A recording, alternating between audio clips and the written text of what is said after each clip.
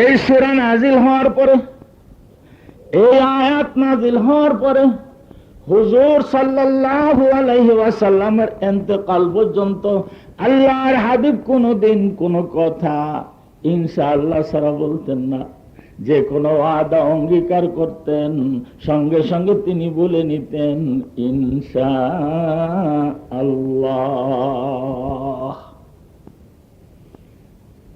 আমাদের ফরিদপুরে, বৃহত্তর ফরিদপুর জেলার সবচেয়ে বড় গরুর হাট হলো টেপাখোলা। এক ব্যক্তি আমাদের এলাকার থেকে টেপাখোলা হাটে গরু কেনার জন্য আসতেছে, আর রাস্তায় একজন ধান ক্ষেত নিরাইতেছে। জিজ্ঞাসা করে, মোল্লার বেটা যান কই? কয় গরু কিনতে টেপাখোলা হাটে যাই। কয় ইনশাআল্লাহ কোন? কয় নগদ টাকা। আবার কিসের ইনশাআল্লাহ? আমি কি বাকি গরু কিনতে যাই নাকি? 500 টাকার নোট পকেটে। ঠিক আছে যান। গরু বাজারে তো জানেন কয় দল লোকের আড্ডা। একদল লোক হলো দালাল, আর একদল লোক হলো পকেট মার। দালালের উপদ্রব বাংলাদেশের গরু বাজারগুলো এমন ভাবে ছেয়ে গেছে, আমার মনে হয় জিবরাইল আলাইহিস সালাম গরু কিনতে আইলো, দালালের জ্বালায় গরু কিনতে পারবে না। আর গরু বাজারের মধ্যে আরেকটা জিনিস হলো খালি টাকার খেলা। গরু যে কিনে তার পকেটেও টাকা, গরু যে বেচে তার পকেটেও টাকা, খালি টাকা আর টাকা। ওই লোকটা গরু দেখতেছে, কোন ভাগ দিয়ে যে টাকা রশিদ ছাড়া মনিয়াটা রয়েছে ওনার খবর নাই। গরু একটা কিনা চয়েস করিয়া যেই দাম দিতে গেছে পকেটে হাত দিয়ে দেখে পকেটে তলা নাই। কয় ইনশাআল্লাহ। গরুওয়ালা কয় কি হয়েছে? কয় ইনশাআল্লাহ হয়েছে। কয় ভালো করে কন? কয় টাকা চোরে নিয়ে গেছে ইনশাআল্লাহ।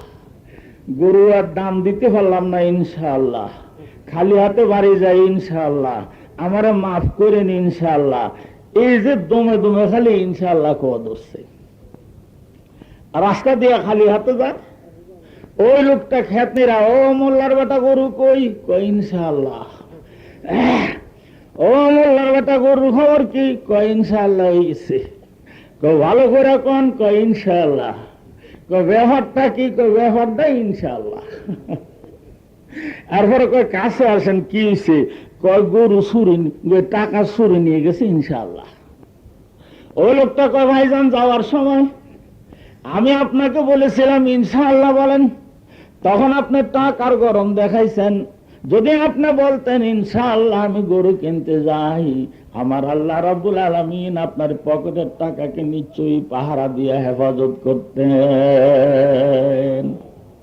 বিধায় আমি ধারাবাহিকভাবে তাফসীর আরম্ভের প্রারম্ভে আপনাদেরকে এই অনুরোধটাই করব, অর্ধ মাহফিল থেকে আরম্ভ করে মৃত্যু পর্যন্ত কোন ওয়াদা, কোন অঙ্গীকার, কোন প্রতিশ্রুতি দিলে বলবেন কি? জোরে বলুন। আমি এই বয়ানটা আজ থেকে 15 বছর পূর্বে মুলাদি বন্দর বাজারে আমি করেছিলাম। আল্লাহর এক বান্দা সেদিন থেকে যে ইনশাআল্লাহ আরম্ভ করলো, পরের বছর যায় দেখি ওনার নাম হয়েছে ইনশাআল্লাহ হুজুর। একবার প্রত্যেক কথা উনি বলতো ইনশাআল্লাহ। আর ইনশাআল্লাহটা তো কোরআনের একটা আয়াত, বিধায় যদি কেউ এটা বারবার বলে এটা তো তার একটা ইবাদত হয়ে যায়। বিধায় ওয়াজ ভাইজান আপনাদেরকে আল্লাহর ওলিরা শোনাইছেন, দরি খামখানায়ে শিরি ফাসানা, দরি খামখানায়ে শিরি ফাসানা, নামিয়া বান সদায়ে জাতারানা, হারিফা বা দেহা খুরদান দরতন, তেহি খামখানা করদান দরতন। আল্লাহর ওলিরা আপনাদেরকে ওয়াজ শোনায় ফেলছে। এখন ওয়াজের বোতলের মধ্যে আর ওয়াজ নাই, খালি তলানি আছে। ওই তলানির মধ্যে আবার পানি দিয়ে এক বোতল বানাইয়া আপনাদেরকে আমরা খাওয়াইতেছি। दरी खम खा नए शेरी फसाना नमिया बम सदाए जा तराना हरीफाबाद हा खुरदन दौरतन तेही खम खाना करदन दौरतन। ওয়াজ জীবনে বহু শুনছেন। জানার নাম ইসলাম নয়, মানার নাম ইসলাম। বিধায় এই ওয়াজ আমল করার জন্য চেষ্টা করেন। যদি জীবনে একটা মাহফিল থেকে একটা ওয়াজ আমল করতেন, যার জীবনে 50টা মাহফিল শুনেছেন, 50টা আমল যদি আপনি করতেন, সাদা কাগজ নিয়ে আসতেন, আমি সার্টিফিকেট লিখে দিতাম আপনি বেহেশতের মানুষ। বলুন সুবহান। আসুন এক্ষুনি আমার তাফসীর আরম্ভ হবে। বেহেশতের মধ্যে একটা সুন্দর পাহাড় হবে, ওই পাহাড়টার নাম হবে জাবালে রহমত। ওই পাহাড়ের টিলার মধ্যে একটা শহর হবে, সেই শহরটার নাম হবে বাইতুস সালাম। বাইতুস সালামের মধ্যে একটা প্রকাণ্ড বিল্ডিং হবে, সেই বিল্ডিংটার নাম হবে কসর সুরুর, প্রমোদ ভবন, আনন্দ ভিলা। সেই কসর সুরুরের মধ্যে যেই বড় বিল্ডিংটা হবে তার একটা রুমের নাম হবে বাইতুল জালাল। এই বাইতুল জালাল রুমের 4000 দরজা হবে। ওই ব্যক্তি ওই রুমের মধ্যে থাকবে যে সব সময় নিজের কামের আরম্ভে এবং প্রারম্ভে বিসমিল্লাহির রহমানির রহিম তেলাওয়াত করবে।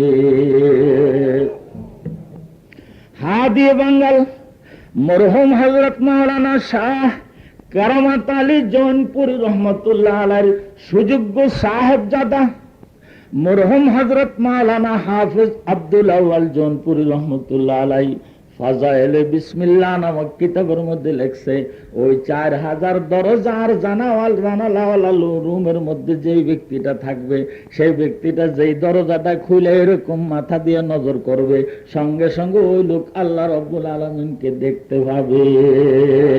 হুরে গলমান জিতনে নেমত হায় তু, হুরে গলমান জিতনে নেমত হায় তু, सबसे बेहतर नेमत दीदार तू, सबसे बेहतर नेमत दीदार तू। বেহেশতের মধ্যে হুর হবে, বালাখানা হবে, গিলমান হবে, আট্টালিকা হবে, সব কিছু হবে, কিন্তু বেহেশতের মধ্যে সবচেয়ে বড় নেয়ামত এটাই হবে, বান্দা নিজের চোখ দিয়ে আল্লাহ রাব্বুল আলামিনকে দেখবে। রুগিল মঞ্জতনে নেয়ামত হায় তু, ও সবচেয়ে বেহতর নেমত দীদার তু। 4000 দরজার যেই দরজাটাই খুলবে, খুলে এরকম নজর করলে আল্লাহ রাব্বুল আলামিনকে পরিষ্কার দেখা যাবে।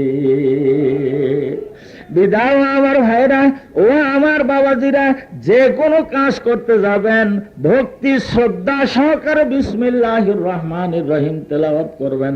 আপনার জীবনের রেকর্ডের মধ্যে যদি 4000 বিসমিল্লাহ থাকে, বেহেশতের বিল্ডিং এ আপনার রুমের 4000 দরজা আমার আল্লাহ দিয়ে দিবেন।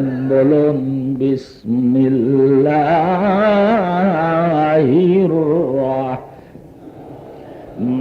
রহমানির রহিম। 2 সবক দিলাম ইনশাআল্লাহ। আর কি বিসমিল্লাহ। মায়ের পেট থেকে কোন সন্তান যদি চোখ হারায় আসে, দুনিয়ার কোন আই স্পেশালিস্ট, কোন সিভিল সার্জন, কোন মেডিকেল বোর্ড, কোন মেডিকেল সায়েন্স এই চোখ দিতে পারবে না। মায়ের পেট থেকে কোন সন্তান যদি হাত হারাই আসে, দুনিয়ার কোন doctor, civil surgeon, medical board, medical science এই হাত দিতে পারবে না। মায়ের পেট থেকে কোন সন্তান যদি পাও হারাই আসে, দুনিয়ার কোন ডাক্তার, সিভিল সার্জন এই পাও দিতে পারবে না। ঠিক দুনিয়ার থেকে যদি কোনো জিনিস হারাইয়া যান ভাইজান, আখেরাতে কোনো পীর ওলি আপনাকে ওই জিনিস দিতে পারবে না। মার পেটের থেকে চোখ হারাইলে দুনিয়ায় যেমন কেউ দিতে পারে না, এই দুনিয়ার মধ্যে যদি কোনো ইবাদত হারায়া হাসরের ময়দানে ইতিম হয়ে যান, সেদিন কোন নবী রাসূল পীর পয়গম্বর ওই আমল আপনাকে দিতে পারবে না। বিসমিল্লাহির রাহমানির রাহিম। ভাইজান,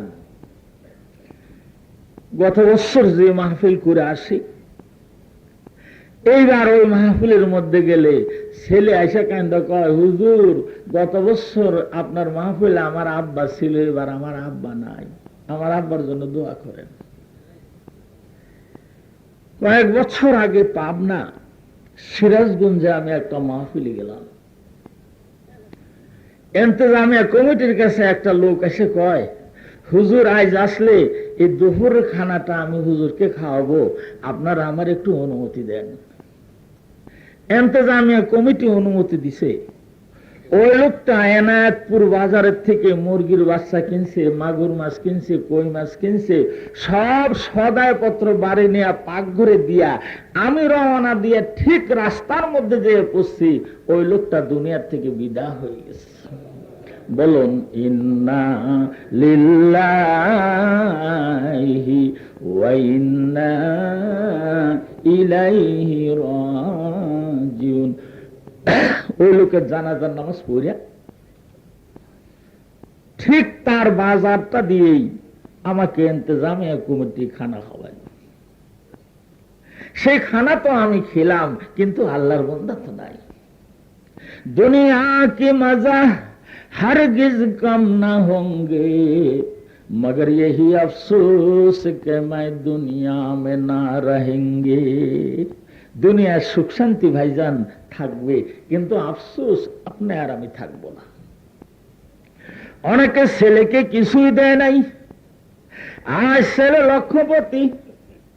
অনেকে সন্তানকে লক্ষ টাকার সম্পদ দিয়ে গেছে, আজ ছেলে পথের ভিখারি। বিদায় দুনিয়ার শান্তি কেউ না কেউ উপভোগ করবে, কিন্তু আফসোস আমি আর আপনি এই দুনিয়ায় থাকবো না। সানিদম সুদে মুরিদে পেশে পীরে, সানিদম সুদে মুরিদে পেশে পীরে, कि बाशुद्दर सलूकर दस्तगीरे, बगुफ्तर पाना शुद्धर कता जाए, बेरु आशिक सुहागा पेश मन्नाए, के बेजा में मैं सूरत कशीदन, नयारी जुराए माना चकीदन। এখন আমি আপনাদেরকে একটা ঘটনা শোনাবো। নুজহাতুল মাজালিস নামক কিতাবে এই ঘটনাটা লিখছে। এক ব্যক্তি রাত্রে স্বপ্নে দেখে তাকে বাঘে দৌড়াইতেছে। স্বপ্নটা সম্বন্ধে আমি আগেই বলি। আর ওই আল মুমিনে সিত্তু আরবাউনা মিনান নবুওয়াহ, বুখারী শরীফের মধ্যে রয়েছে, নবীদের উপরে ওহী আসে, ওলিদের উপরে ইলহাম এবং কাশফ হয়। কিন্তু আমরা যারা সাধারণ ইমানদার, আমাদের ওহীও নাই, কাশফও নাই, ইলহামও নাই, আমাদের স্বপ্ন হবে। এই মুমিন ব্যক্তির স্বপ্ন নবীদের উপরে যে ওহী নাজিল হয়, সে ওহীর 46 ভাগের 1 ভাগ। বলুন সুবহান। এজন্য স্বপ্ন দেখলে যার তার কাছে বলতে নাই, হাবিবুন আও লাবিবুন, হয় আপনার বন্ধুর কাছে বলবেন, সে কিছু বলতে না পারলেও বলবে ভাই ভালোই দেখেছেন। অথবা স্বপ্ন সম্বন্ধে যিনি পারদর্শী তার কাছে যে বলতে হবে। যার তার কাছে বললে ভাই সর্বনাশ হয়ে যাবে। কারণ স্বপ্নের অনেক সময় দেখা যায় দেখতে খুব ভালো, কিন্তু তার অর্থ হলো মারাত্মক। অনেক সময় দেখা যায় স্বপ্ন খুব মারাত্মক, কিন্তু তার অর্থ হলো অত্যন্ত সুন্দর। আমি 2টা দৃষ্টান্ত দিয়ে বুঝাই। এক ব্যক্তি স্বপ্নে দেখল সে কোরআন শরীফের মধ্যে পেশাব করে। নাউজুবিল্লাহ, সর্বনাশ না। একবার নয়, দুইবার নয়, 7 বার পেশাব করছে। লোকটা ঘুমের থেকে উঠে কান্না আরম্ভ করে কয়, আমার ঈমান চলে গেছে। আল্লাহর কোরআনের মধ্যে আমি 7 বার পেশাব করছি, ঈমান থাকার কথা না। লোকটা দৌড়ে তার পীর সাহেবের কাছে গেল। ভাইজান, সেই পীর সাহেবকে জানেন? শাইখুল মাশায়েখ, আমাদের পীরানি পীর মুরব্বী হাজী ইমদাদুল্লাহ মুহাজিরে মক্কি রহমতুল্লাহ আলাইহির কাছে গেল। হুজুর, আমারে তওবা করেন, আমার ঈমান চলে গেছে। হুজুর কয়, কি হইছে?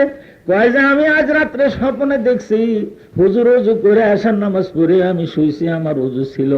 আমি রাত্রে স্বপ্নে দেখি হুজুর কি সুন্দর ঝলঝলে ছাপাওয়ালা কোরআন শরীফের মধ্যে আমি 7 বার পেশাব করছি। হুজুর, আমার ঈমান চলে গেছে, আমারে তওবা করাইয়া দেন। লোকটা হাউমাউ করে কান্দি। হাজী সাহেব রহমতুল্লাহ আলাইহি মিট মিট করে হাসে। লোকটাকে, হুজুর আমি কান্দি, আপনি হাসেন কেন? কই, তুই স্বপ্নের অর্থ বুঝছ না, এই জন্য কান্দস। আমি স্বপ্নের অর্থ বুঝি, এই জন্য আমি হাসি। কই, হুজুর বলেন আমি কি দেখছি? আল্লাহ রাব্বুল আলামিন তোমারে 7টা পুত্র সন্তান দিবে। 7টা পুত্র সন্তানে আল্লাহর কোরআনের হাফেজ হবে।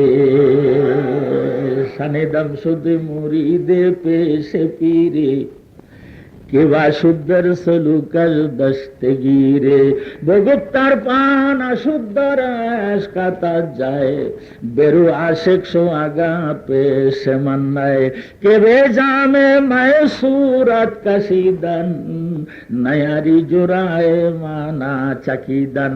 দেখতে দেখা গেল মারাত্মক, কিন্তু ভাইজানের ব্যাখ্যা হলো কত সুন্দর। আর একজন স্বপ্নে দেখতেছে সুন্দর করে সাবান দিয়ে বগ্নিপতিরা গোসল করায়, এরপরে একেবারে নতুন কাপড় চোপড় পরাইয়া পালকির মধ্যে করে নারায় তকবীর দিয়ে নিয়ে যাও, ওনার বিয়ে হবে। লোকটা স্বপ্নে দেখে খুশি হয়েছে, মনে হয় আর একটা বিয়ে বসি আমি করব। পীর সাহেবের কাছে যায়, হুজুর আমি এই স্বপ্ন দেখছি, সুন্দর স্বপ্ন, হুজুর ব্যাখ্যা কি? আল্লাহর ওলি কয়, তোর স্বপ্ন যদিও দেখতে সুন্দর, এই ব্যাখ্যা হলো মারাত্মক। অল্প দিনের মধ্যে তোর মৃত্যু হবি, 7 সারা পালকির মধ্যে উঠে তুই গুরুস্থানে রওনা হবি। সানিদাম শুধু মুরিদে পেশে পীরে কেবা শুদ্ধর সলুকার দস্তগিরে বগুপ্তার পান অশুদ্ধ রস কাতা যায় ও বেরু আশিক সো আগা পেশে মান্নায় কেবে জামে মায়ে সুরত কাশিদান নায়ারি জোড়ায় মানা চাকিদান। একটা লোক স্বপ্নে দেখতেছে তার বাঘে দৌড়াইতেছে। লোকটা স্বপ্নের ঘরে দৌড় দিছে, পিছনের দিকে তাকায় দেখে বাঘ হা করে আছে। আবার লোকটা দৌড় দিছে, আধা মাইল খানিক যায়, পিছনের দিকে তাকায় দেখে বাঘ হা করে আছে। এবার লোকটা দৌড়াইতেছে, হাত পা যেন তার ভেঙে আসতেছে, দৌড়াইতে আর পারে না। চিন্তা করে আমারে বুঝি বাঘে খাইয়েই ফেললো। এমন সময় মধ্য মাঠের মধ্যে একটা গাছ দেখলো। লোকটা চিন্তা করলো, আমি কোন রকমে গাছের কাছে যাইতে পারলে হয়, এরপরে আমি গাছের ডালে চৌরা আমার জীবন বাঁচাবো। স্বপ্নের ঘরে লোকটা দৌড়ে যে গাছে উঠলো। গাছের মধ্যে বসার সাথে সাথে বাঘ গাছের গোড়ার মধ্যে যে লোকটার দিকে তাকাইয়া আছে, চোখ বড় বড় করে তার দিকে নজর করতেছে। লোকটা চিন্তা করলো, বাঘ এমন একটা প্রাণী, সে গাছেও তো উঠতে জানে, যদি গাছে উঠে আমার ধরে এখন আমি কি করব। লোকটা আস্তে আস্তে একটা ডাল ধরে ধরে মধ্য ডালের মধ্যে যে পট করে গাছের ডালটা মজবুত করে ধরে ঝুলন দিল, যদি বাঘ গাছে উঠেই যাতে আমাকে হাত দেয়া না গুণ না পায়। জুলুম দিছে ডালের মাথায়। হঠাৎ লোকটা না মনে চিন্তা করলো, আমি যে গাছের ডাল ধরে এভাবে ঝুলুন দিলাম, যদি অ্যাক্সিডেন্টলি আমার হাতটা ছুটে যায় তাহলে আমি পড়ব কোথায়, পজিশনটা দেখে নেই। কারণ জুইলা মানুষ কতক্ষণ থাকতে পারে, আমি যদি না পড়ে যাই কোনখানে পড়ব পজিশন দেখে নেই। নিচের দিকে নজর করে দেখে এত বড় প্রকাণ্ড অজগর হা করে আছে, যদি হাত ছুটে গোটা দেহ অজগরের পেটের মধ্যে চলে যাবে। কি বলেন ভাই, বিপদ না? যেরকম বিপদ না? বিপদ না, মহাবিপদ।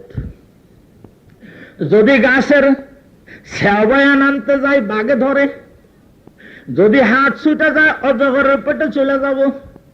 লোকটা এবার কিং কর্তব্য বিমূঢ় হয়ে গেছে, ইয়া আল্লাহ আমি করব কি? স্বপ্নে দেখতেছে যদি আমি গাছের গোড়া দিয়ে নামতে যাই এমনি তো বাঘ থাবা মেরা ধরবে, আর যদি হাতটা আমার অ্যাক্সিডেন্টে ছুটে যায় তাহলে তো আমি অজগরের পেটের মধ্যে চলে যাব।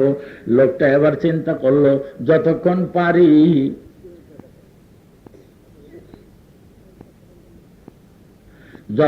পারি মরিয়া হয়ে দড়ি ঝুলে থাকি। এই বলে লোকটা ডাল ঠাইসা একেবারে মজবুত করে ধরে আছে। এমন সময় নজর করে দেখে যে ডাল ধরে ঝুলে আছে ওই ডালের গোড়ার মধ্যে দুইটা ইঁদুর আছে। একটা ইঁদুরের গায়ের রং সাদা আর একটা ইঁদুরের গায়ের রং কালো। দুইজন এরকম সামনাসামনি বৈশা পরামর্শ করছে, তুমি কাটো আমি বসে থাকি, আবার তুমি বন্ধ করলে আমি কাটা আরম্ভ করব। এইভাবে অল্টারনেট ইঁদুর ওই ডালের গোড়া কাটতে আরম্ভ করলো। কি বিপদ দেখে। লোকটা একবার বাঘের মুখের দিকে তাকায়, আবার অজগরের ঠোঁটের দিকে তাকায়, আবার যে ডাল ধরে ঝুলে আছে ওই ডালের গোড়ার দিকে তাকায়, আর মনে মনে চিন্তা করে আমি উভয় করব কি। হঠাৎ নজর করে দেখে যে ডাল ধরে ঝুলে আছে ডালের গোড়াটা কাটা হয়ে গেছে, আর একবার কাটলেই ডালের গোড়া কেটে যাবে, আমি অজগরের পেটে ঢুকে যাব। ওই ঘুমের ঘরে চিৎকার দিয়া ঘুম থেকে জেগে গেছে।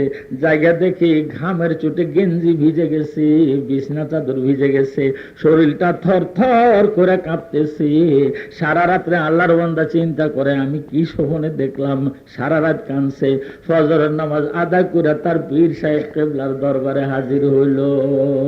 সানিদাম সুদে মুরিদে পেশে পীরে, সানিদাম সুদে মুরিদে পেশে পীরে, কে বাসুদ্দার সলুকার দস্তগীরে। পীর সাহেবের দরবারে এসে হুজুর আমি এই স্বপ্নে দেখেছি, আল্লাহর ওলি আপনি বলে দেন আমার স্বপ্নের ব্যাখ্যা কি? হুজুর বলেন বাবারে তুমি যে স্বপ্নের মধ্যে বাঘ দেখেছ, বাঘ যে তোমার পিছনে পিছনে ধাওয়া করছে, এই বাঘ নয়, এ হলো তোমার মালিকাল মউত। যেদিন তুমি দুনিয়ায় আসছো সেদিনই তো এই বাঘ তোমার পিছনে আছে। 24 ঘন্টা তুমি যেখানে যাও সে তোমার পিছনে পিছনে যাবে। ইজা জা আজালুহুম লা ইস্তাখিরুনা সাআতাও ওয়া লা ইস্তাকদিমুন। তুমি যেখানে যাবা পিছে পিছে যাবে, যখন আল্লাহ বলবে ধর সঙ্গে সঙ্গে দৌড়া ফেলবে। আল্লাহর ওলি বলেন বাবারে ওই যে তুমি অজগর সাপ তোমার পা সোজা দেখেছ, হা করে আছে, যদি হাত ছুটে যায় গোটা দেহটা অজগরের পেটের মধ্যে চলে যাবে।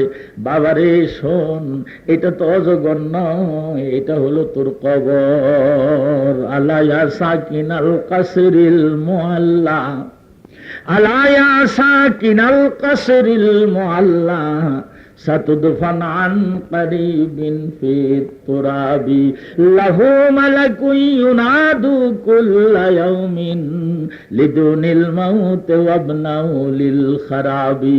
আল্লাহর ওলি বলেন বাবারে তোর পাশে যে অজগর সাপ দেখছো, হাত ছুটলে তুই আস্তা অজগরের পেটে চলে যাবি। এটা তো বাবা অজগর নয়, এটা হলো তোর কবর। ও আমার ভাইরা, ও আমার বাবাজিরা, আমার আপনার কবর কোথায় হবে আমি আপনি জানি না, কিন্তু আল্লাহ তো জানেন। আল্লাহ রাব্বুল আলামিন আমার আপনার কবর যেখানে হবে সেখানে একজন ফেরেশতাকে দাঁড়া করে রাখছে। ওই ফেরেশতা ওখান থেকে ডেকে ডেকে বলে 26 তলা বিল্ডিং বানাইয়া তুমি উপরের তলা ঘুমাও। ফেরেশতা ডাকা কয় আলা ইয়া সাকিন আল কাসরিল মুআল্লা, সাতুদফান আন করিবিন ফি তুরাবি, লাহু মালাকুন ইউনাদু কুল্লা ইয়াউমিন লিদুনিল মাউত ওয়াবনাউ লিল খারাবি। বাংলাদেশের সবচেয়ে বড় ধনী ময়মনসিংহের জহিরুল ইসলাম চৌধুরী, বাইতুল মোকাররমের পূর্ব পাশে 26 তলা বিল্ডিং। ঢাকায় এই ধরনের কমপক্ষে ওনার 20টা বাড়ি আছে, লন্ডনে বাড়ি আছে, আমেরিকা বাড়ি আছে। কয়েক মাস আগে যে তিনি মারা গেলেন করলেন, 26 তলায় কি তিনি শুয়ে রইলেন। ওই যেখানে কবর সেই জায়গায় তাকে যে আশ্রয় নিতে হলো।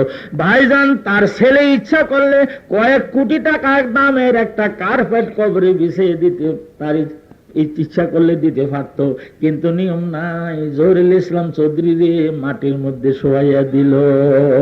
আলাইয়া সাকিনাল কাসরিল মুআল্লা সাতুদফান আন কারিবিন ফি তুরাবি লাহু মালাকুন ইউরাদু কুল্লা ইয়াউমিন লিদুনিল মাউত ওয়া আবনাউ লিল খারাবি।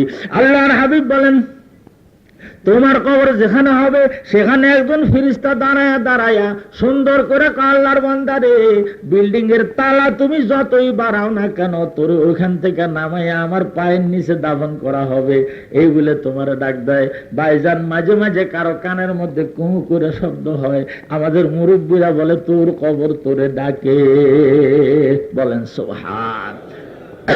আল্লাহর হাবিব আরো বলেন, কোন ব্যক্তি যদি দিনের মধ্যে 20 বার মৃত্যুর কথা স্মরণ করে, আর ওই দিনের মধ্যে যদি তার মৃত্যু হয়, আল্লাহ রাব্বুল আলামিন তার শহীদের দরজা দিয়ে দিবেন। আল্লাহর হাবিব বলেন, কোন ব্যক্তি যদি দিনের মধ্যে 20 বার মওতের কথা চিন্তা করে, আমি মরে যাব, আমি এই দেশে থাকতে পারবো না, ওই ব্যক্তির দ্বারা ওই দিনের মধ্যে কোনো গুনাহ হওয়ার সম্ভাবনা নাই। আর সেই দিনে যদি মৃত্যুবরণ করি, আল্লাহর হাবিব বলেন, উম্মতরি তোরে আমার আল্লাহ শহীদের দরজা দিয়ে দিবেন। আল্লাহর ওলি কয়, শোন রে বাবা, বাঘ হলো তোর মউত, আর অজগর সাপ হলো তোর কবর, আর যেই গাছের মধ্যে তুই ঝুলন দিস, এই গাছ হলো তোমার হায়াতের বৃক্ষ। আর হায়াতের বৃক্ষের ডালের গোড়ার মধ্যে যদি তুমি সাদা ইঁদুর কালো ইঁদুর দেখেছ, ডালের গোড়া করকর করে কাটতেছে, সাদা ইঁদুর হলো দিন, কালো ইঁদুর হলো রাত। একদিন যায় তোর হায়াতের 12 ঘন্টা চলে যায়, আর এক রাত যায় তোর হায়াতের 12 ঘন্টা চলে যায়। এভাবে ডাল কাটতে কাটতে আর একটা অংশ থেকে যাবে। যদি সাদা ইঁদুরে কাটে দিনে তোর মৃত্যু হবে, আর কালো ইঁদুরে কাটলে রাত্রে তোর মৃত্যু হবে। সঙ্গে সঙ্গে তুই অজগরের পেটের মধ্যে ঢুকে যাবি। বলুন সুবহান। সানিদাম সুদে মুরিদে পেশে পীরে কে বাসুদার দল সলু কাল দস্তে ঘিরে। ও আমার ভাইরা, এই এখানে কথা ককে, আমার দিকে তাকা, বেহাঙ্গাম কোথাকার। দরুদ শরীফ পড়েন, আল্লাহুম্মা সাল্লি আলা সাইয়্যিদিনা মুহাম্মদ সাল্লাল্লাহু আলাইহি ওয়া আলা আলিহি ওয়া সাহাবিহি ওয়া বারিক ওয়া সাল্লিম। লা ইলাহা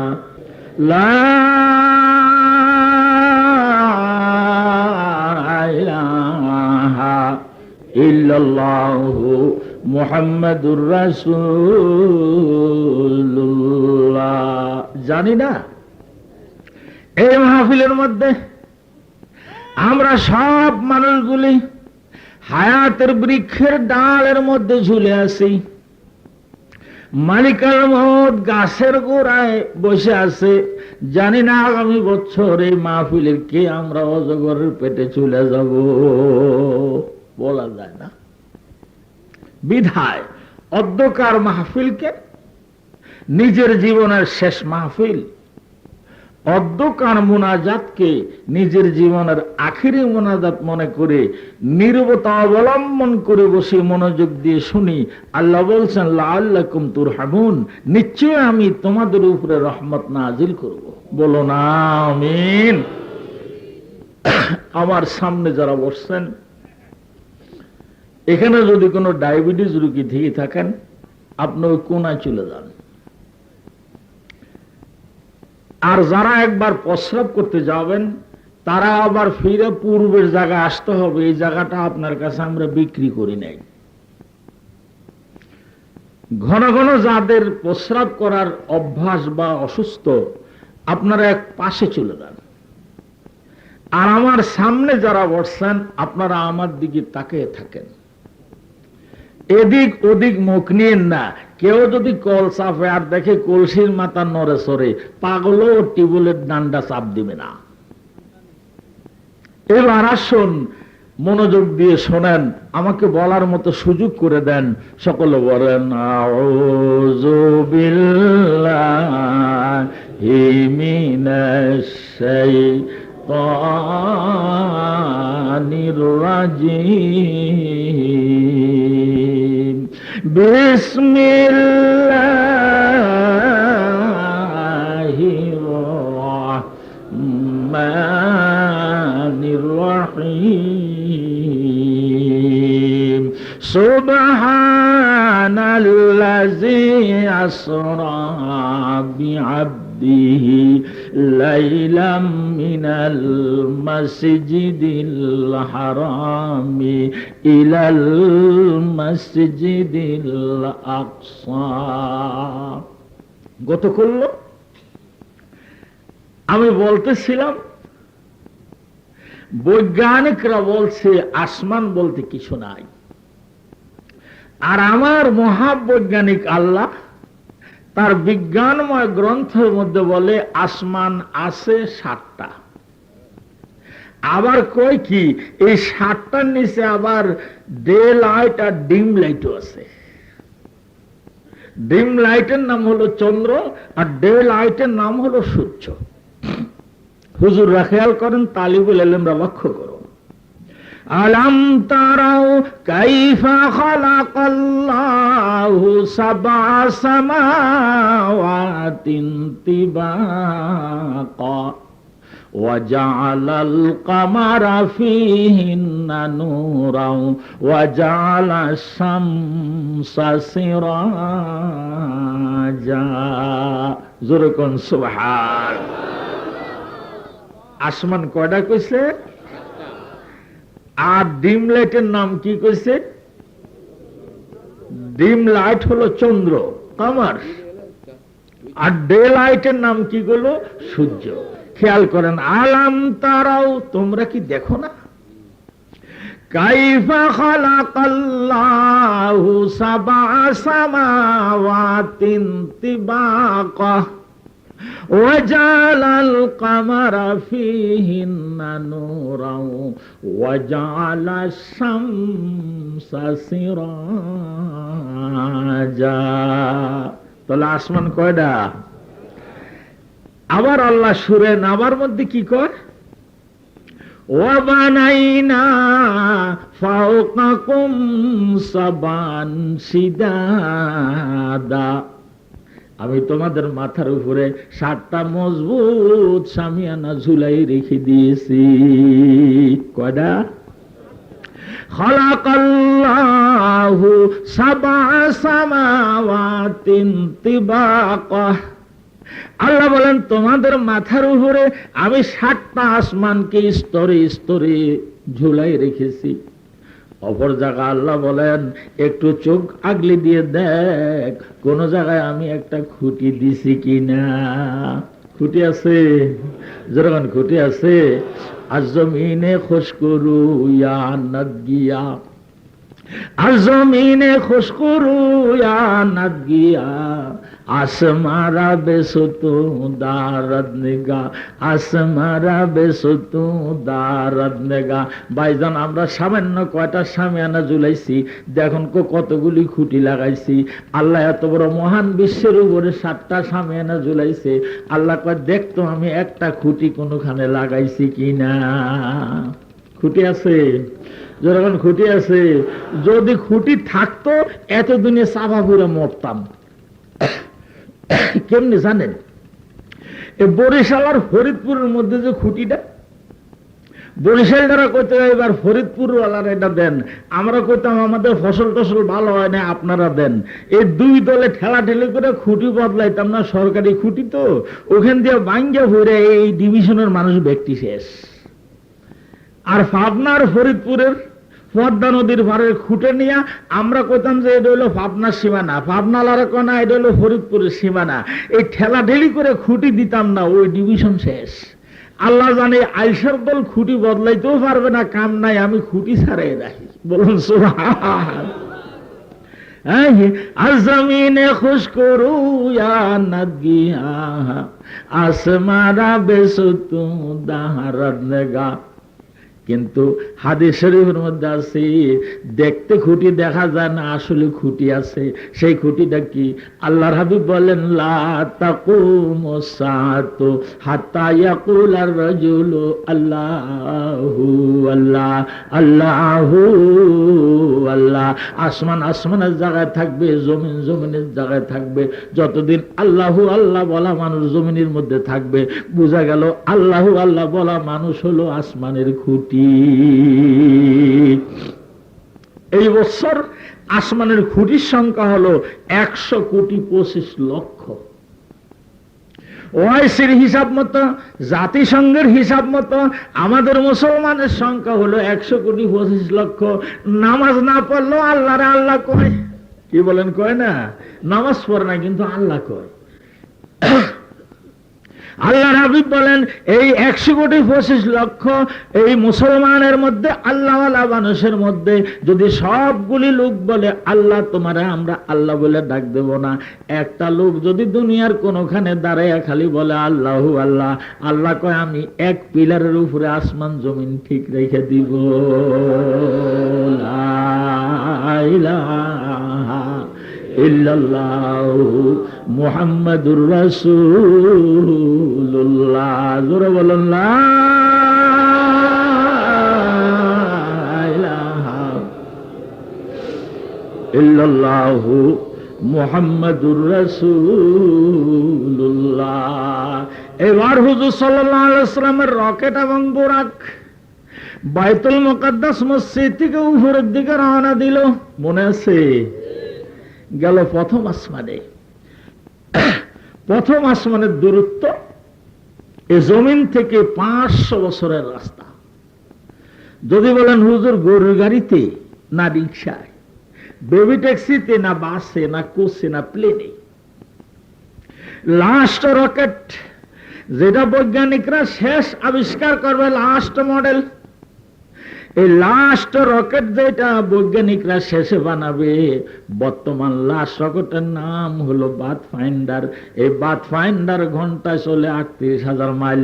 বাইজান আরো উন্নতি হইতে হইতে যদি 1,86,000 মাইল ঘন্টায় যায়, এরপরও সেই রকেট দিয়ে মানুষ যদি প্রথম আসমানে যায়, তাহলে সময় লাগবে 500 বছর। বলেন সুবহান।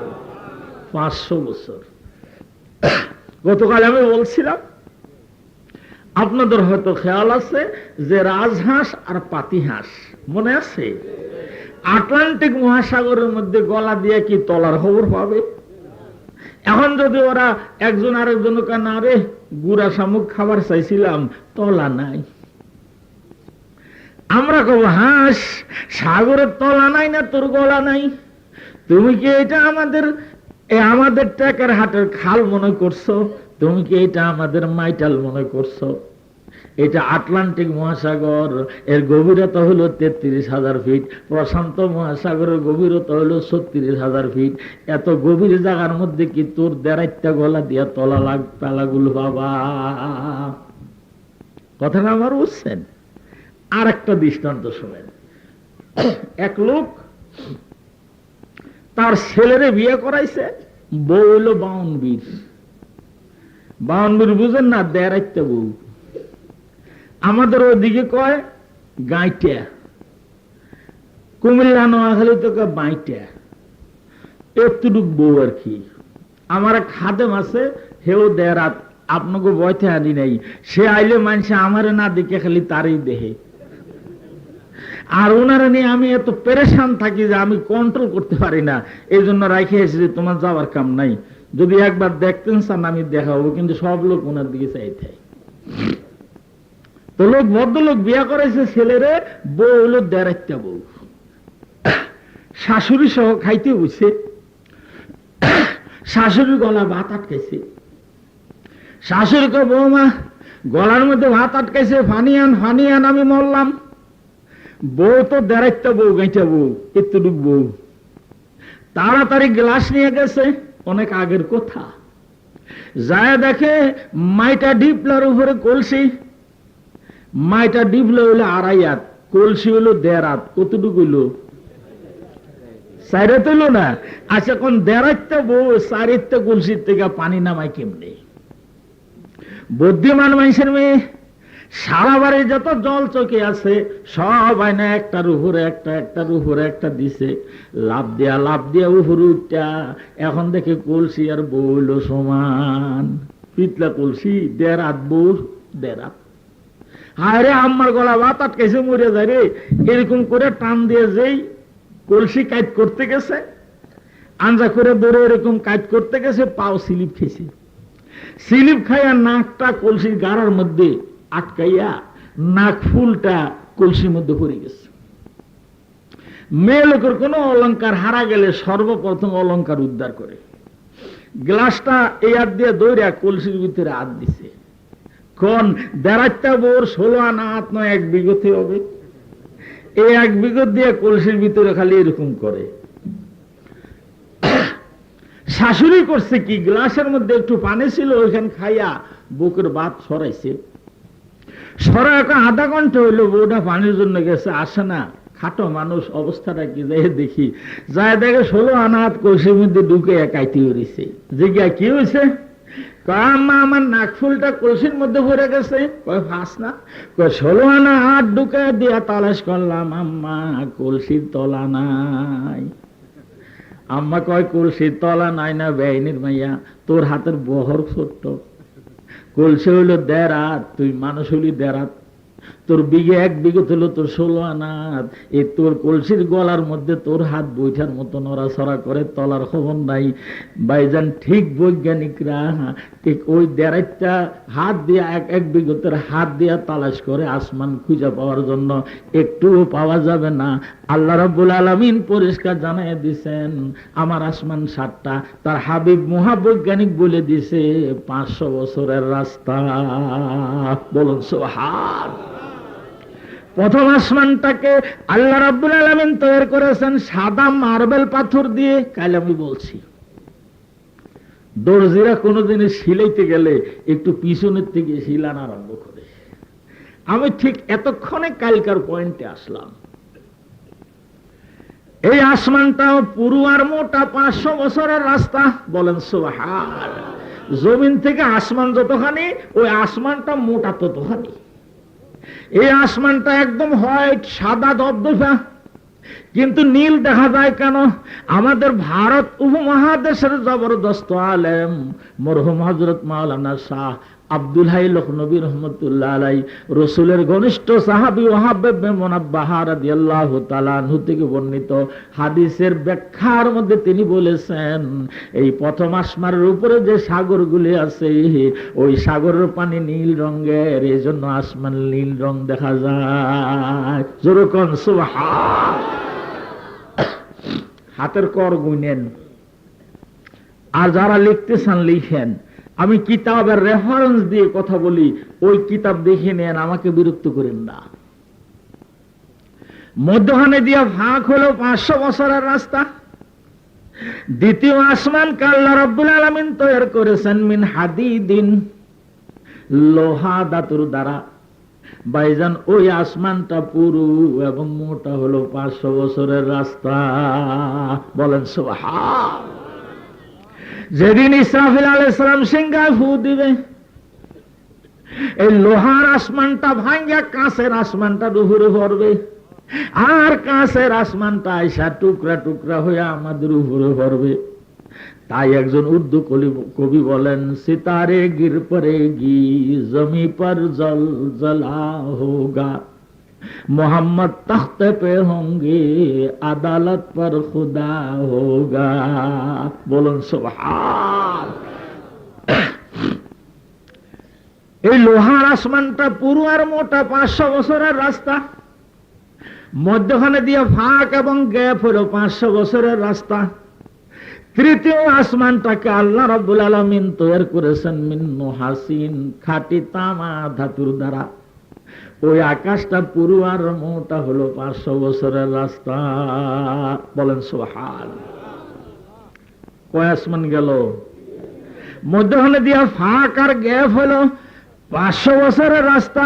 চতুর্থ আসমানকে আল্লাহ রাব্বুল আলামিন তৈরি করেছেন মিন ফিদ্দাতিন, খাঁটি চাঁদি রূপা ধাতুর দ্বারা। ওই আকাশটা পুরু এবং মোটা হলো 500 বছরের রাস্তা। মধ্যখানে দিয়ে ফাঁক আর গ্যাপ হলো 500 বছরের রাস্তা। পঞ্চম আসমানকে আল্লাহ রাব্বুল আলামিন তৈরি করেছেন মিন যাহাবিন, একেবারে 1 নম্বর পিওর স্বর্ণ দ্বারা। ওই আকাশটা পুরু আর মোটা হলো 500 বছরের রাস্তা। নম্বর কত? 5 নম্বর আসমান কিসের তৈরি? যদি আমরা ওখানে যাইতে পারতাম ভালো হইতো না? একটা কোদাল, একটা খন্তা, একটা বাঙ্গা ফারা সালা বাঙ্গা জুড়ি হইল, আনতে পারতাম না কিছু এখান থেকে? আমি মনে মনে কই যে ওই আসমানটার মধ্যে যদি আমাকে বাংলাদেশি লোক আল্লাহ নিত, কোন রকমে আসমানটা দেখাই দিতাম কেমন হয়ে থাকে। কয়েক বছর আগে আমি পাবনা এক সবাই যাচ্ছি, দেখি মাইক দিয়ে কইতেছে 7 লাখ ইট আনছে শাহজাদপুরের থেকে এনায়েতপুর রোড ফাঁকা করার জন্য। সব ইট মাইনসি নিয়ে গেছে। মাইক দিয়ে কইতেছে, এত যারা জনসাধারণকে জানান যাইতেছে যে যারা রোডের ইট নিছেন তাড়াতাড়ি দেন, না হলে এই করব সেই করব। আমার ওই এলাকার লোক খুব চিনে। তা আমি বললাম, এই মাইকেলা শোন, ইট কি মাইসে নেওয়ার জন্য দেওয়ার জন্য নিছে? এ দিবি কি জন্য তো করে? না দিলে পুলিশ পাঠাবো। তাহলে পুলিশের বাপের ক্ষমতা নাই ইট আনে। ইট দিয়ে ফেসাব করে ঠিক করে থুইছে ফেসাব খানার মধ্যে। ইট যেদিন পুলিশে আনতে যাবে মেয়ে লোক দিয়ে ফেসাব করে দিবে। কেমনি পুলিশের বাপে আনতে পারবে? যে দেশের লোকে নিজের রোডের ইট নিয়ে যায়, এই দেশের লোককে 5 নম্বর আসমানে গেলে কি আসমান দিয়ে থুইতো? বাংলাদেশের মতো এত চালাক মানুষ আল্লাহর জমিনে নাই। এত ধূর্ত, এত চালাক।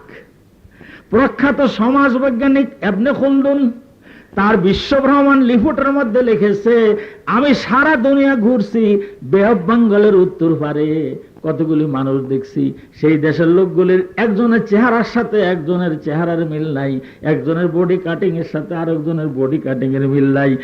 তিনি লেখেন, ইখতিলাফুল আলওয়ানে তাদুল্লু আলা ইখতিলাফের রায়।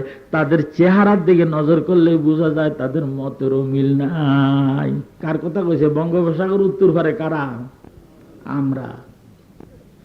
তিনি আরো লেখেন, সেই দেশের মানুষগুলি এত চালাক, গাছের কপাল কাইটা এরপরে সেখানে পাইপ লাগাইয়া ওখান থেকে রস বাইর কইরা শীতের মধ্যে বসা ফেসা গ্লাসে দেয়, এরপরে মুড়ি দিয়া পিঠের চাদর উল্টাইয়া কুটকুট করে বসে বসে গিলে আর চাবায়।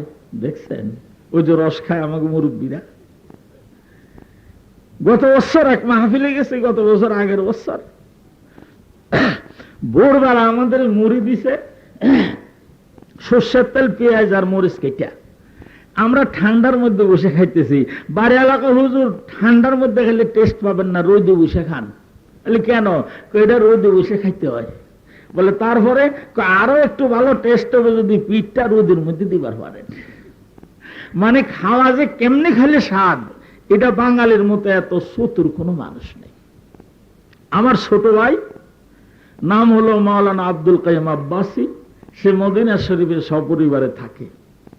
সে কয়, মেয়ে ভাই ওই দেশের খেজুর গাছগুলি আমাদের দেশি তাল গাছের মতো, তালের চারার মতো বড় বড়। সেই দেশের মানুষ জানেও না যে খেজুর গাছের মাথার মধ্যে রস থাকে। আমরা একদিন সেই দেশের লোকদেরকে বললাম, আমাদের দেশে চিকন চিকন এরকম খেজুর গাছ আছে, এই কপাল কাইটা ওর থেকে আমরা রস নামাই। আরব দেশের লোকরা কয়, তোকে মাথা খারাপ, গাছের মাথার মধ্যে রস আসবে কোথার থেকে? আমরা কইলাম যে ঠিক আছে, আমরা একটা গাছ ছিলি তোলে, গাছ মরলে দেখে এই দেশের থেকে দৌড়াবো। গাছেরটা ছিলা যেই রস নামাইছি 1 বালতি রস, যেই দিছি গ্লাসের মধ্যে কইরা খায়া কয়, তোরে এত চালাক, আমরা এত বছর পর্যন্ত আমাদের দেশ হলো খেজুর গাছ বিশিষ্ট দেশ, তো আমরা টের পাইলাম না যে এর কপাল কালটে রস বাইর হয়। শুধু তাই নয়, আরো সুবহানাল্লাহ, এই ফরিদপুর জেলাটা তো আমাদের খেজুরের গুড়ের জন্য প্রসিদ্ধ। শীতকাল এলে দেখবেন খেজুর গাছ কি গুনাহ কবিরা করছে। গলা কোভালটারে কাইটা কি অবস্থাটা করছে, চেহারাটা কি করছে। যদি একটু রস কম নামে তাহলে আতুরে দিয়ে পিটায়, তো নামাইয়া ছাড়বে। আসুন, আমি আর সেদিকে যেতে চাই না। গত বছর আগের বছর আমি হিজরা থেকে গোসাইরহাটের দিকে আসতেছি, আমার টলার আসতেছে, এমন সময় আমার তালে এলিমটা খালি দৌড়ে আবার এসে কি রে, হুজুর এক আশ্চর্য তামসা। বলে কি লো? কয় যে এক খেজুর গাছে 4 মাথা। আমি বলে 4টার মধ্যে হারিয়ে আছে না? কয় 4টে আছে। আমি বলি বেটার কপাল ভালো, 4টে গাছ লাগান লাগবে না, একটার 4 মাথা হয়েছে। আসুন, পঞ্চম আসমানকে আল্লাহ রাব্বুল আলামিন তৈরি করেছেন জাহাবিন, খাঁটি স্বর্ণ দিয়ে। ওই আকাশটা পুরু এবং মোটা হলো 500 বছরের রাস্তা। বলেন সুবহান। এবার হুজুর সাল্লাল্লাহু আলাইহি ওয়াসাল্লাম মধ্যখান দিয়ে ফাঁকার গ্যাপ অতিক্রম করলেন, 500 বছরের রাস্তা। ষষ্ঠম আকাশে যে নামলেন, ষষ্ঠম আকাশকে আল্লাহ রাব্বুল আলামিন তৈরি করেছেন মিন ইয়াকুতিন হামরা, লাল টকটকে ইয়াকুত পাথরের দ্বারা। ওই আকাশটা পুরু আর মোটা হলো 500 বছরের রাস্তা। মধ্যখানে দিয়ে ফাঁকার গ্যাপ হলো 500 বছরের রাস্তা। সপ্তম আসমানকে আল্লাহ রাব্বুল আলামিন তৈরি করেছেন মিন মারমারাতিন বাইদা, সাদা ধবধবে মরমর পাথরের দ্বারা। ওই আকাশটাও পুরু আর মোটা হলো 500 বছরের রাস্তা। সপ্তম আকাশে যে হুজুর নামলেন, সপ্তম আকাশের মিডল পয়েন্টের মধ্যে সাদা ধবধবে মরমর পাথরের দ্বারা বানানো একটা প্রকাণ্ড মসজিদ। ওই মসজিদের দরজায় নিয়ে আল্লাহর হাবিবকে জিবরাইল রকেট ভিড়াইয়া দিল। সুবহানাল্লাযী আসরা বিআবদিহি লাইলাম মিনাল মাসজিদিল হারামি ইলাল মাসজিদিল আকসা। ওই মসজিদের নাম বাইতুল মামুর মসজিদ, ফেরেশতাদের খানায় কাবা। কোন কোন মুফাসসিরিন কেরামরা বলেন না, ওই বাইতুল মামুর মসজিদের নাম হলো মসজিদুল আকসা। যেহেতু মসজিদুল আকসা ওই মসজিদকে বলে যে মসজিদ বর্ডারের মধ্যে থাকে, ওই মসজিদ হলো বর্ডারের মসজিদ। এই জন্য আল্লাহ ওই মসজিদের নাম রাখছেন মসজিদুল আকসা। সুবহানাল্লাযী আসরা বিআবদিহি লাইলাম মিনাল মাসজিদিল হারামি ইলাল মাসজিদিল আকসা। ওখানে নামছে। ওখানে নামার সাথে সাথে হযরত জিবরাইল আলাইহিস সালাম বলেন, ইয়া রাসূলুল্লাহ, ইয়া হাবিবাল্লাহ, হুজুর আপনি একটু মসজিদের দরজার মধ্যে দাঁড়ান, আমি আযান দিই। হুজুর বোরাক থেকে নেমে, রকত থেকে নেমে বাইতুল মামুর মসজিদের দরজার মধ্যে দাঁড়াই আছে। হযরত জিবরাইল আলাইহিস সালাম আযান দিতে আরম্ভ করলো। আল্লাহু আকবার, আল্লাহু আকবার, আযান দিতেছে। আল্লাহর হাবিব বলেন, জিবরাইল আলাইহিস সালাম যখন আযান শেষ করলো, আমি নজর করে দেখি নূরের ফেরেশতারা সাদা কাপড় পরা পিপিলিকার মতো সারি দিতে দিতে আস্তে আস্তে মসজিদের মধ্যে আসলো। মুহূর্তের মধ্যে বাইতুল মামুর মসজিদটা সম্পূর্ণ টাফ হয়ে গেল, ভরে গেল। আমি খালি চিন্তা করতেছি, এতগুলি ফেরেশতার ইমামতি জানি কি কে করবে। কারণ ফেরেশতারা আল্লাহর মাসুম নূরের তৈরি। মসজিদে ঢোকার সাথে সাথে সম্পূর্ণ মসজিদ নূরে আলোকিত হয়ে গেল। জোরে কোন সুবহান। হযরত জিবরাইল আলাইহিস সালাম মিনারাত থেকে নামে আসছে। হুজুর সাল্লাল্লাহু আলাইহি ওয়াসাল্লামের হাত ধরে মেহরাবে নিছে, নিয়ে কয়, হুজুর আপনি মনে মনে বুঝি ভাবছেন এদের ইমামতি করবে কে? আল্লাহ রাব্বুল আলামিন শুধু মানব জাতির আর নবীদের ইমাম আপনাকে বানায় নাই, আল্লাহ রাব্বুল আলামিন আপনাকে ফেরেশতাদের ইমাম নিযুক্ত করে ফেলেছেন।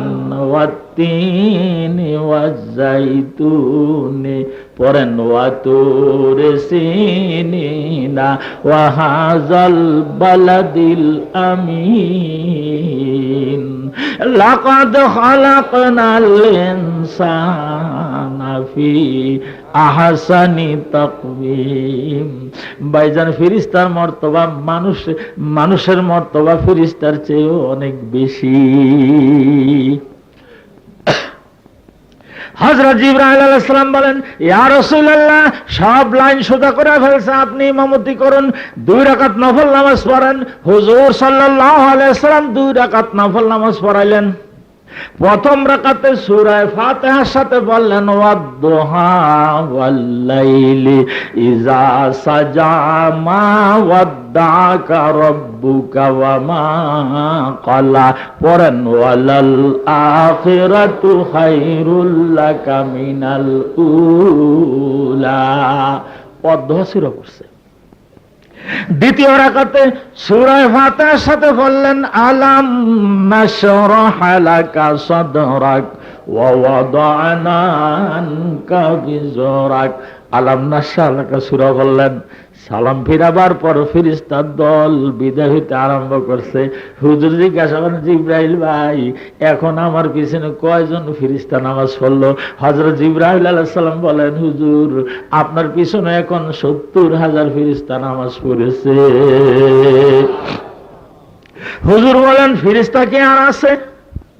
হযরত জিবরাইল আলাইহিস সালাম বলেন, ইয়া রাসূলুল্লাহ, ইয়া হাবিবাল্লাহ, হুজুর, যেদিন পৃথিবী সৃষ্টি হয়েছে সেদিন হইতে এই মসজিদে প্রতি ওয়াক্ত 70,000 ফেরেশতা নামাজ পড়ে। যারা একদিন 1 ওয়াক্ত নামাজ পড়ে গেছে তারা কিয়ামত পর্যন্ত আর 1 ওয়াক্ত নামাজ পড়া সিরিয়াল পাবে না। ওয়া মা ইয়ালামু জুনুদা রাব্বুকা ইল্লাহু। হুজুর, আমি ফেরেশতাদের লিডার, আমি ফেরেশতাদের নেতা, কিন্তু আমিও জানি না আপনার আল্লাহর ফেরেশতার সংখ্যা কত। বলেন সুবহান। এখন বলবেন যে হুজুর, পৃথিবী সৃষ্টি হয়েছে কবে?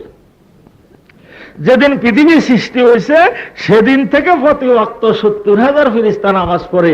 যারা 1 ওয়াক্ত পড়ে গেছে তারা আর সিরিয়াল পাবে না। তবে পৃথিবী কবে সৃষ্টি হয়েছে? তাফরিহুল আজকিয়া ফি আহওয়ালে আম্বিয়া নামক কিতাবের 2য় খণ্ডের মধ্যে লিখেছে, পৃথিবীর বয়স যখন 45,56,63,223 বছর হলো, তখন আল্লাহ রব্বুল আলামিন বাবা আদমকে দুনিয়ায় পাঠাইল।